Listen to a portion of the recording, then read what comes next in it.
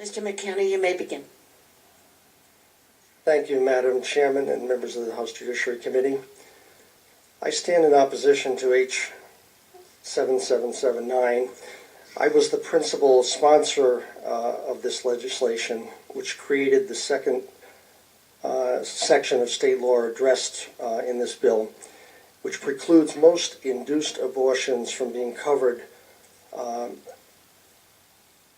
in the insurance plans of state employees, thereby reducing taxpayer subsidization of procured abortion. I certainly did not anticipate being here years later commenting on the repeal of this legislation, for which I fought. This legislation was reviewed in federal court. The court allowed the state to make most induced abortions a non-negotiable item in the future state contract of its employees, with its employees. The law also sought to make procured abortion a non-negotiable item in the future contracts between municipalities and their employees. That part was not upheld, but it left open the legal possibility of a municipality itself banning such coverage for its employees via municipal ordinance. Most Americans oppose governmental funding of procured abortion. They do not want to subsidize the taking of innocent human life. This bill would force Rhode Island taxpayers to do just that. I hope you will see fit to oppose this bill for that reason. Thank you. Thank you, Mr. McKenna. Are there questions for Mr. McKenna? There being none. Steve Brown from the ACLU. Thank you, Madam Chair, members of the committee. On behalf of the ACLU, I'm here to express our support for this legislation, which would repeal two statutes, as you heard, that were enacted many years ago.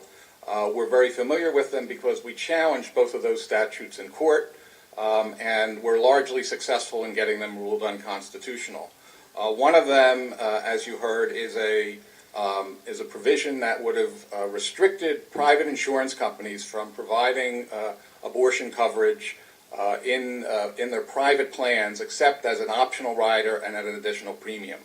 The court correctly held that this was an improper state attempt to interfere with private parties and to unduly burden women from gaining access to this constitutional right. And like the testimony you heard on the spousal notification bill, we believe it's appropriate at this point, many years after the fact, to delete this from the general law so there's no confusion whatsoever about the unconstitutionality of it. The second law that's being repealed, as you heard, deals with a ban on state or municipalities providing their own employees with insurance coverage.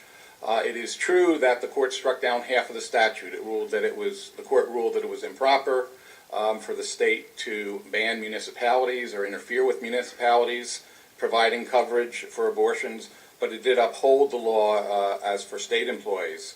It's our opinion that a public employee's access to reproductive health insurance coverage should not depend on whether they work for the state or they work for a municipality, so we would urge repeal of the entire statute, and we hope you'll support this bill. Thank you. Thank you, Mr. Brown. Are there questions from the committee for Mr. Brown? There being none,